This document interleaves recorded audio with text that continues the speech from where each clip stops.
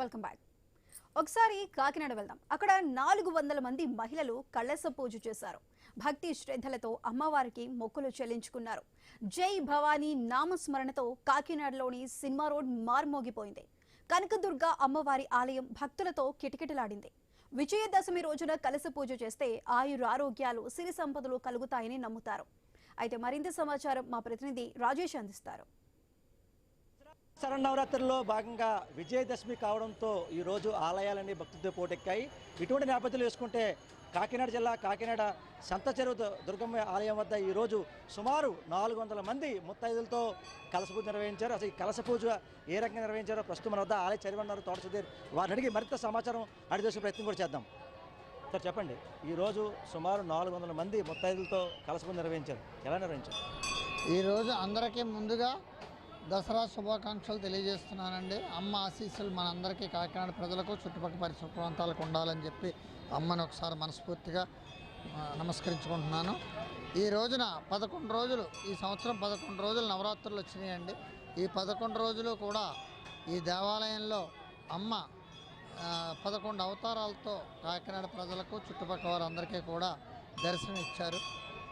ఈ 11వ రోజున సుమారుగా 400 కలశాలతో ఇక్కడ కలశ పూజ అమ్మకి చేయటం జరిగింది.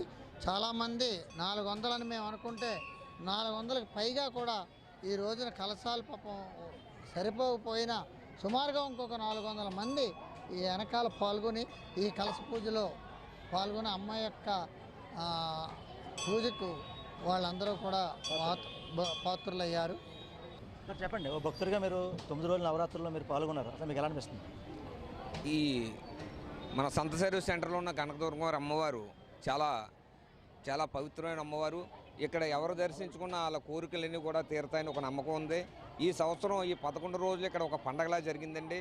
దాతలందరూ కూడా చాలా బాగా సహకరించారు. అలాగే మన ఎమ్మెల్యే వనమాడి కొండబాబు గారు, ఆలయ చైర్మన్ తోట సుధీర్ గారు, ఎంపీ ఉదయ్ శ్రీనివాస్ గారు అందరూ కూడా ఎప్పటికప్పుడు ఎలా ఉందని అడిగేవారు. ఇక్కడ చాలా అద్భుతంగా జరిగింది. భక్తులందరికీ ఏ లోటు లేకుండా ఎప్పుడు తీర్థ ప్రసాదాలు అన్న ప్రసాదాలు అన్నీ బాగా జరిగినాయండి. అందరికీ ఈ సందర్భంగా అమ్మవారిని దర్శించుకున్న భక్తులందరికీ ఈ అన్నీ బాగుండాలని, సుఖ సంతోషాలతో ఆయురారోగ్యాలతో ఉండాలని కోరుకుంటున్నామండి. జై భవానీ.